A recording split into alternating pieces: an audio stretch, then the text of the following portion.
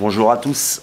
Dans cette vidéo, je voudrais développer sur la sagesse, sur le mot, sur avoir une parfaite définition quelque part de ce mot, au travers d'une réflexion qui pourrait être personnelle. Par exemple, qu'est-ce que c'est qu'un père? Pour vous, qu'est-ce que c'est qu'un père?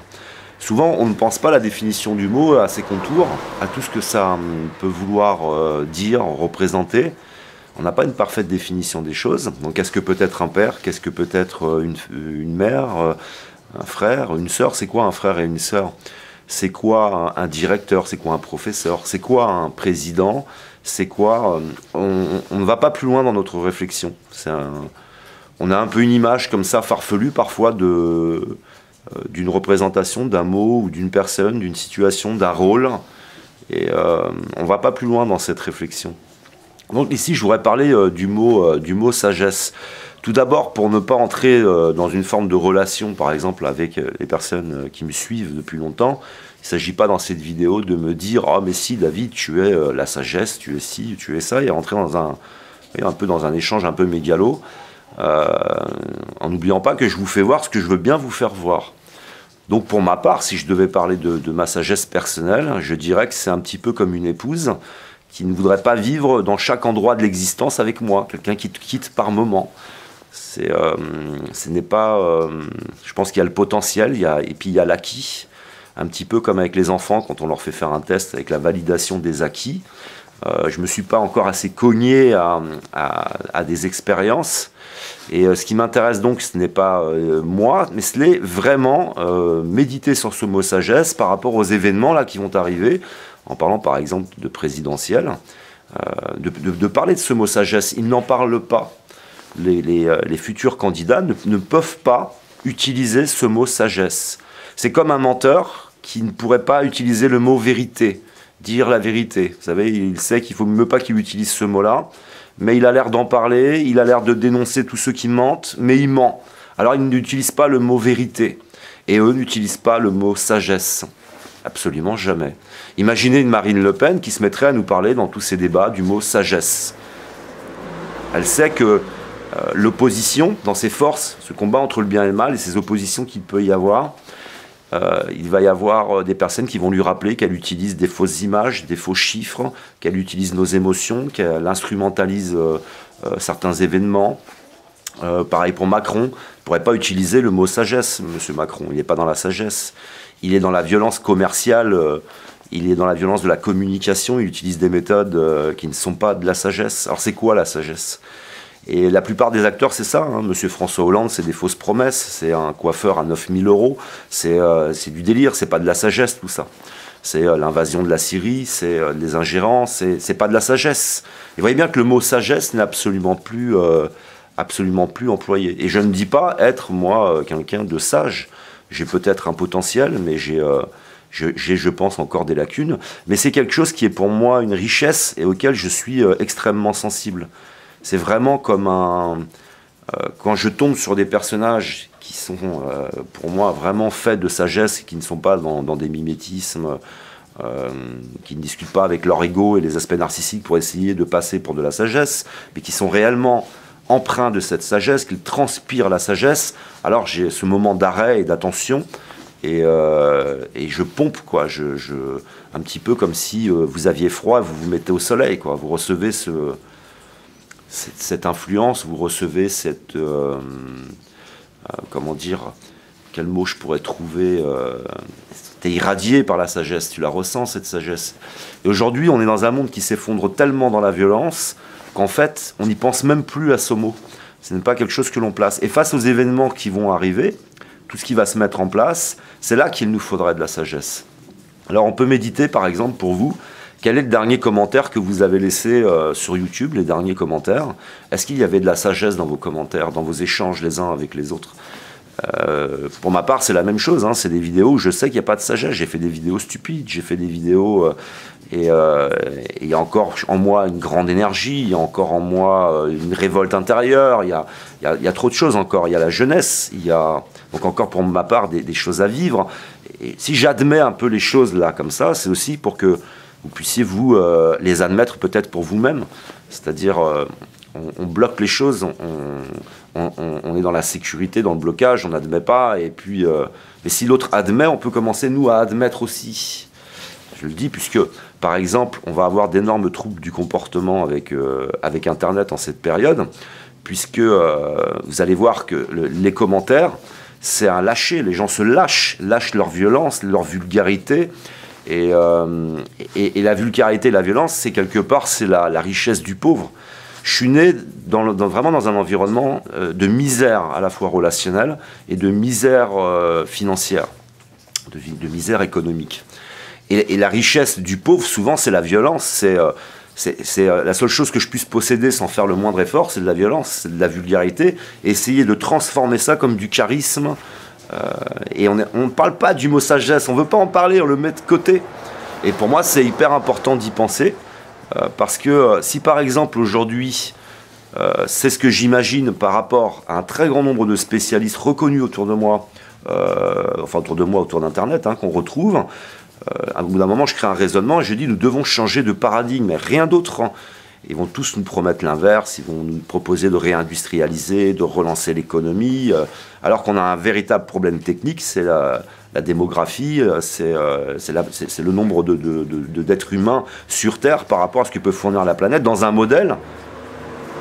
Alors quand je pense à tout ça, c'est là que j'essaye de trouver de la sagesse chez les personnes qui vont essayer de se présenter là en 2017 et qui disent la vérité. Et n'est-ce pas la sagesse que de dire la vérité plutôt que de nous faire espérer et de nous mentir? Donc un pays qui n'aurait pas de dette, qui aurait beaucoup d'argent, beaucoup de moyens, avec ces moyens-là, ça ne suffirait pas en fait à sauver la situation et à nous éviter par exemple d'aller vers un conflit généralisé à cause de toutes les tensions qu'il va y avoir, ne serait-ce qu'avec les matières premières. Ce qui veut dire qu'il n'y a qu'en disant la vérité, en étant dans la sagesse et dans l'implication, impliquer le peuple.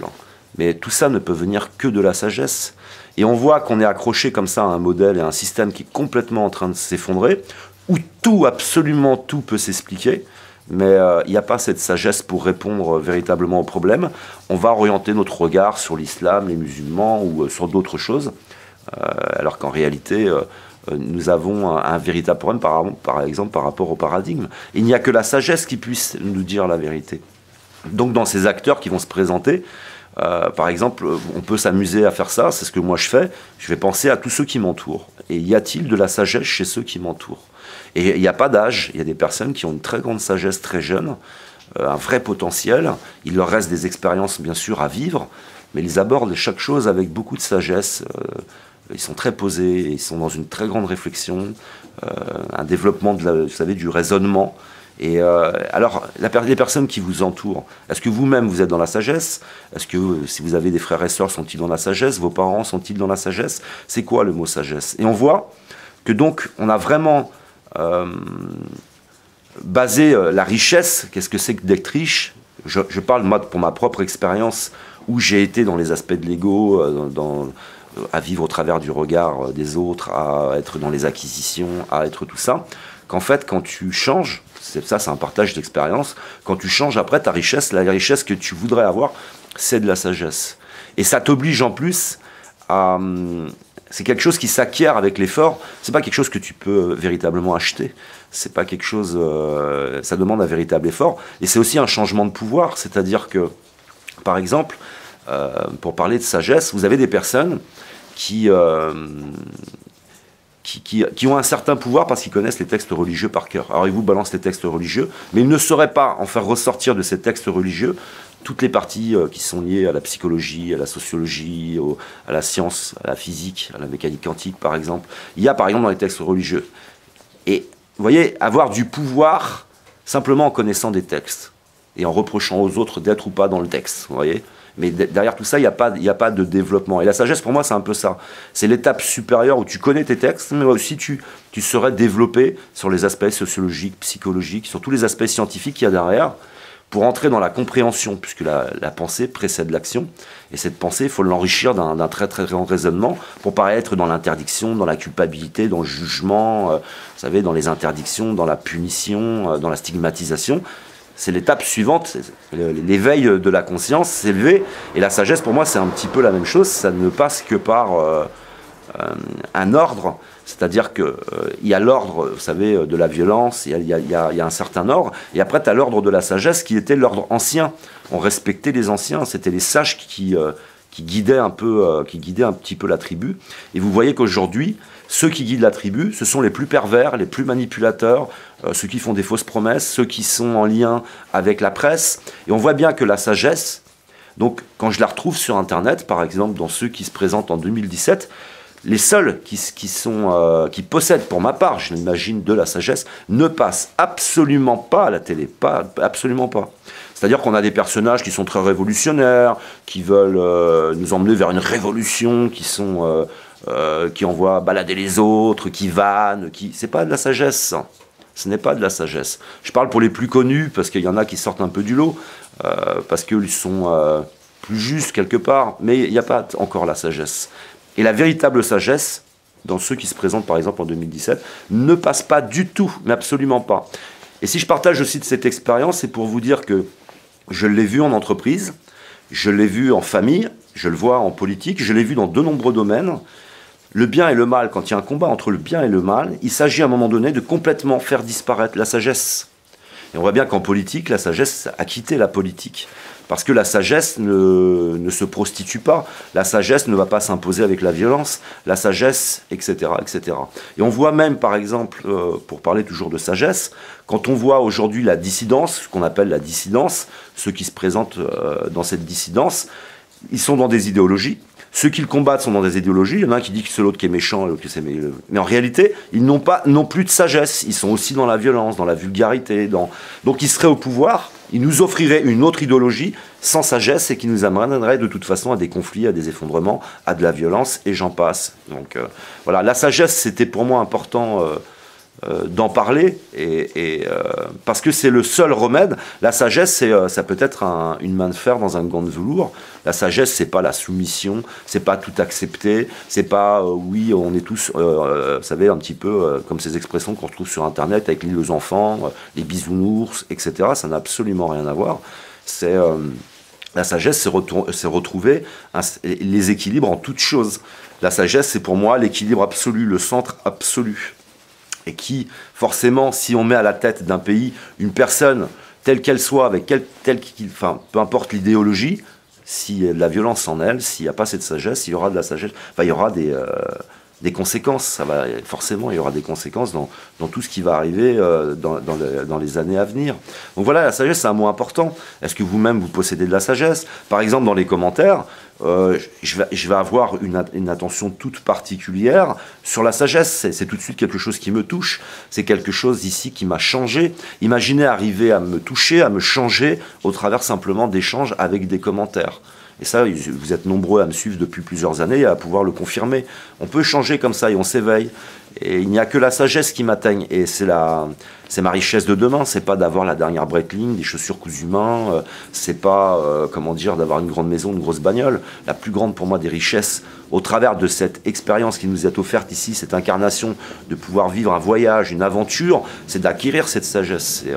C'est pour moi la seule chose, quelque part, avec laquelle tu vas repartir. Et c'est pas d'être dans des mécanismes et d'être des êtres artificiels complètement conditionnés par un raisonnement, celle de la société, pour faire de nous des consommateurs par exemple. C'est vraiment de s'arracher à tout ça et d'être quelque part presque un esprit, d'être esprit, et puis d'avoir les réponses ou de chercher les bonnes réponses, de devenir vraiment cohérent. Parce que avec cette sagesse, je peux être à un moment donné cohérent. Et vous voyez bien que dans la société d'aujourd'hui, cette sagesse qui s'effondre, je ne vois plus que de la violence. Et on n'est même plus capable d'identifier, ne serait-ce que le mot violence. Qu'est-ce que ça veut dire? Par exemple, pour ma part, la violence, c'est quand vous allez vous inscrire sur un site de rencontre, vous allez vous vendre comme un produit, c'est de la violence. C'est quand vous écrivez des CV à des entreprises, d'en arriver là, c'est de la violence. Il y a de la violence pour moi absolument maintenant en toute chose. Et la sagesse, comme ça, elle finit par être un mot un peu mythique, comme si la sagesse était une légende. On a l'impression maintenant que la sagesse, c'est une légende, quelque chose qui a peut-être existé. On n'utilise pas ce mot. Donc j'insiste là-dessus. Observez bien chacun de vos candidats, votre entourage, vous-même, méditez sur la sagesse et essayez de vous dire, est-ce que ces personnes qui se présentent sont empreintes de cette sagesse, puisque ce n'est dans ces opposés, dans ces forces qui s'opposent comme ça, dans ce combat, la seule chose qui peut rétablir les choses, il n'y a rien d'autre que la sagesse, absolument rien d'autre. Et c'est tout l'inverse qui va se passer, pour ma part, hein, j'imagine maintenant, vu comment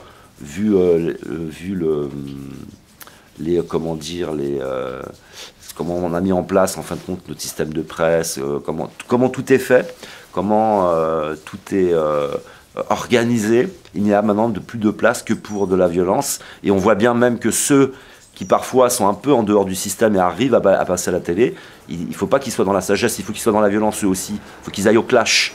Et quand tu vas au clash, on commence un petit peu à parler de toi. Alors, on est obligé, hein, vous voyez, de s'extraire de la sagesse pour donner un comportement ou un autre, pour pouvoir exister. Et je le vois par exemple au niveau des présidents de façon internationale. Quand on pense à Trump aujourd'hui, beaucoup de personnes disent Trump c'est mieux que ce qui se présentait comme Hillary Clinton, mais Trump c'est pas la sagesse non plus. Il n'y a pas de sagesse non plus. Donc c'était soit d'un côté à continuer à piller le monde ou de l'autre, la violence, se lever tous les matins, envoyer un tweet, accuser l'autre de je sais pas quoi, etc.